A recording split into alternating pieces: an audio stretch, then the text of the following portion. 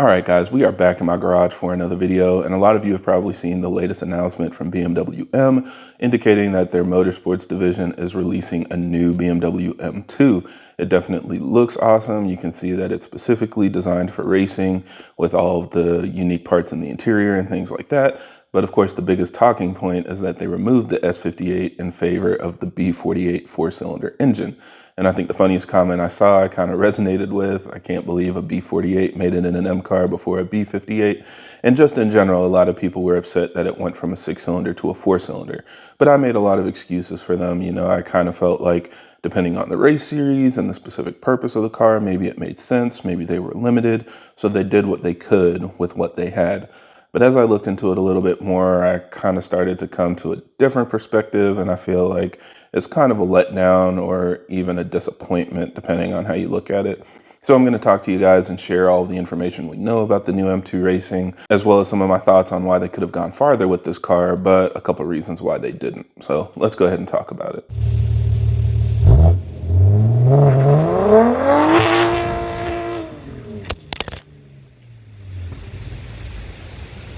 Now, as always, for everybody that's new to the channel, I create these videos to help keep you updated on the latest developments in our community, as well as discuss technical topics so that we have a better understanding of how our engines work.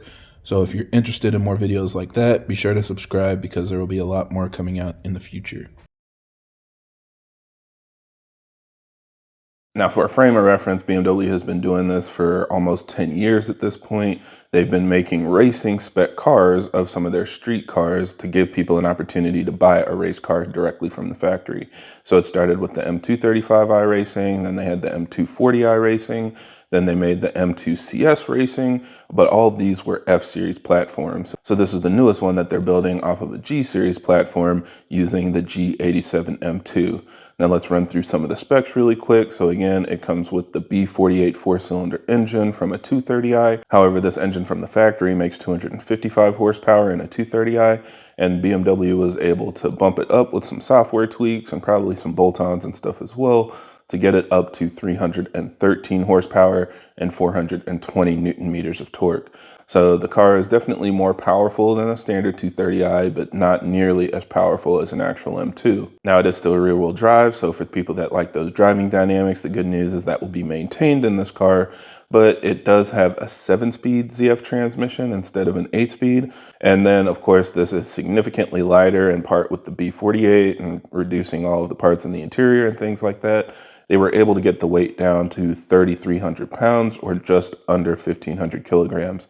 And I think this is very notable because if you guys follow people like Jackie Ding that have been modifying their M2, you can see how much work it was for him just to get the car down to 3,250. So I imagine basically a factory spec car being 3,300 pounds was no easy feat. Now, of course, the car comes with a lot of upgrades as well to help it perform better on the track. So it does come with KW coilovers. It also comes with a mechanical LSD. So they're dropping the electronic diff for one that is strictly mechanical.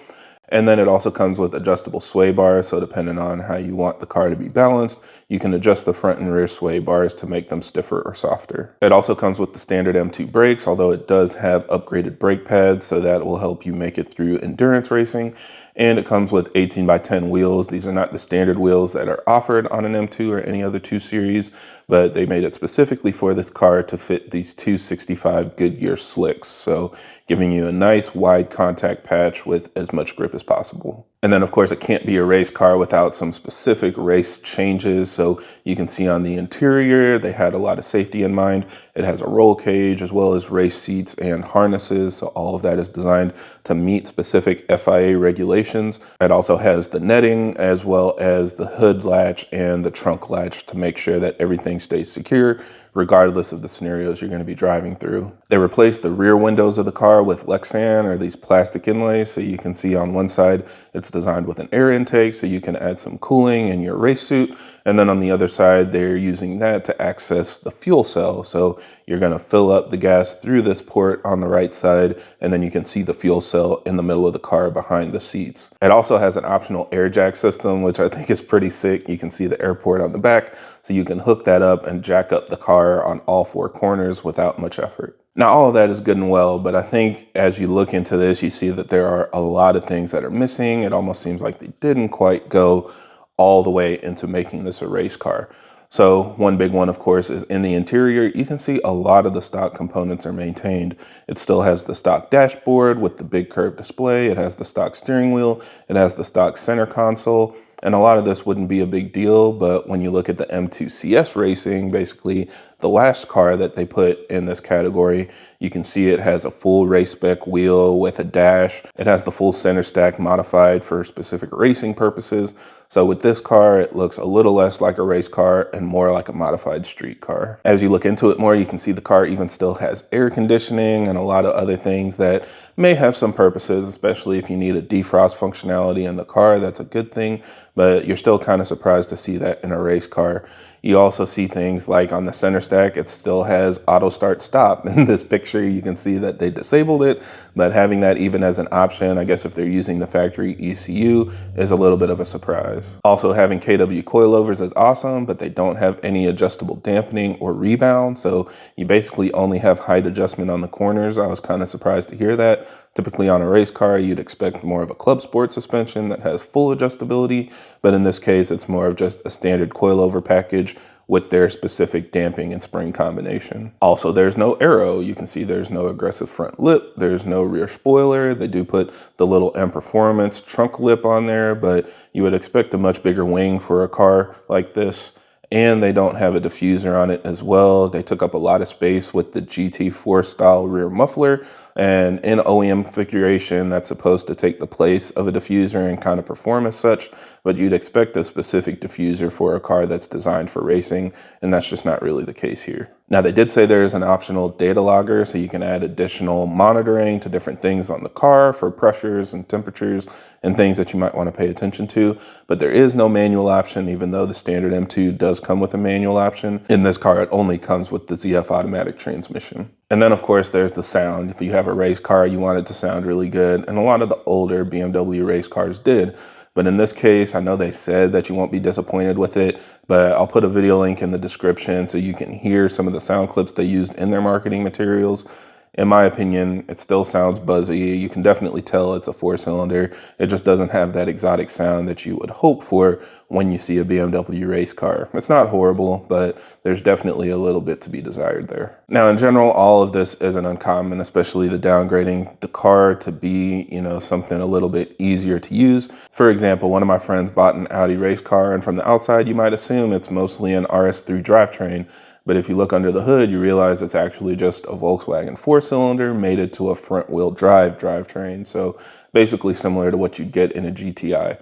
And the car performs very well. It does exactly what it's supposed to do. But when you build a car for a specific style of racing and focusing on things that actually make you faster, maybe you focus on reducing weight or, increasing reliability over things like just making the most complex drivetrain possible.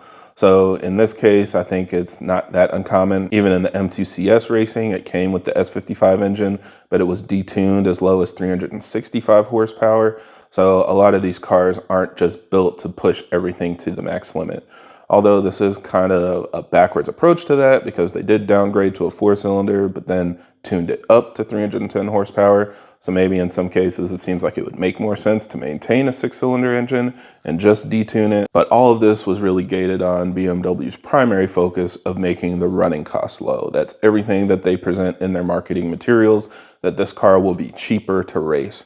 And you can imagine an actual race car is much more expensive in most regards, but I want to run through some of the consumables that are on like the old M2 CS Racing so that you guys have an idea of what they actually expected you to do for regular maintenance. So you can see some simple things like spark plugs. They recommend replacing those every 5,000 kilometers. And then it gets a little bit more complicated. They expect you to replace your steering rack every 15,000 kilometers or your wheels every 10,000 kilometers. Not something that you would typically consider a consumable, but it is here. But then it gets even crazier. You're supposed to replace your engine every 30,000 kilometers and replace your transmission every 30,000 kilometers. And that's not even an actual GT3 or GT4 spec race car. This is just their street entry-level race car that they built off of an M2 platform, but because of the way that they designed it and the style of racing you'll be using, it basically reduces all of the maintenance intervals to these crazy amounts of time. And in a lot of cases, you see race cars doing maintenance not based on actual mileage, but based on running hours. So after 100 hours or 200 hours of racing, you have to start replacing things. It's a completely different ball game when you look at race cars.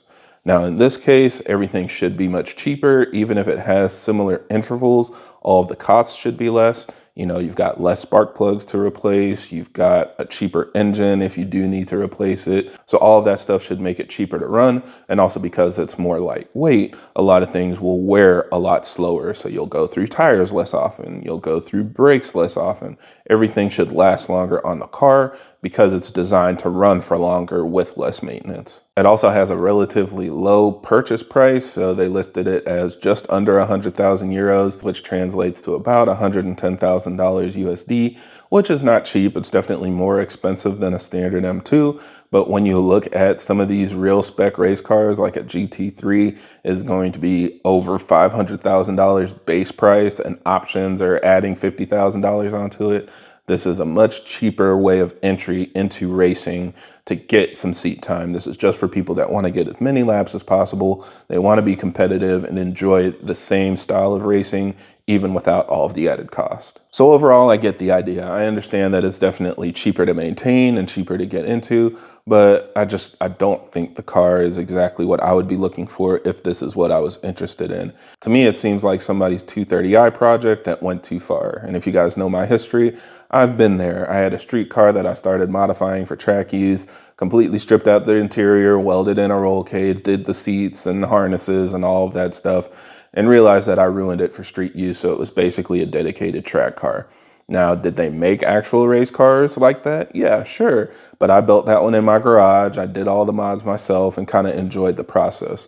But I think that's kind of the primary goal here, especially for people in this market. If you just want to buy a car where you don't have to do the R&D, it's already proven to work, it should last long with a bunch of parts that are readily available, this is kind of the car for you.